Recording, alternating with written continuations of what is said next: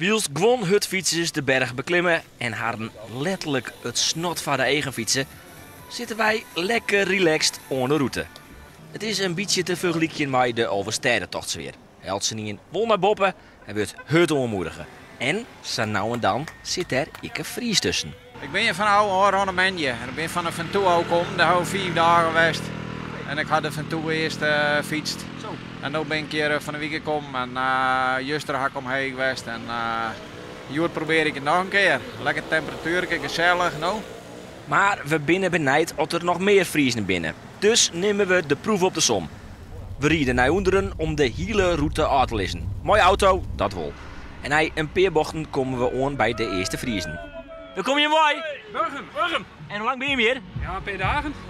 Sinds een sneur. Oké, en zelf ook fietsen? Nee, zelf net Ik fietsen. luister al die, dus ik ga de fiets nou net bij mij. Oké. Nou, het is een krijt wat er ook voor nou. En onmoedig je, Bouke, Lieuw Westra? Ja, je wist. Zeker. Westeren vooral, hè? Een paar bochten later komen we bij de Hollandse bocht. Geen Friesen te zien, maar wel sfeer.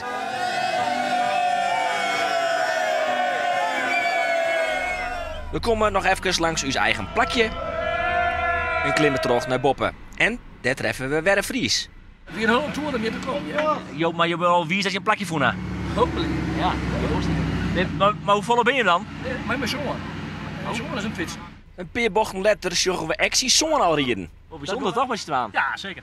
Doen we dat vaker, langer? 40 keer nou. We worden weer naar 12 bij, maar die hekken houden. Dus, nou, ik zei, dat maakt me maar heel hard man.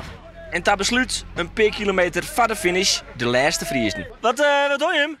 Ah, de wat wetter is, hè? Oh, En de rieders, die moet ik wat wetter houden, want het is hartstikke hiet, jongen. doe dat feest? Ja, zeker. Alleen nog maar soep of hoe gaat dat? Oh, de berenburgers mij. Kom maar, even een setje, Jan, ja. En even wat wetter op zijn goal, hè.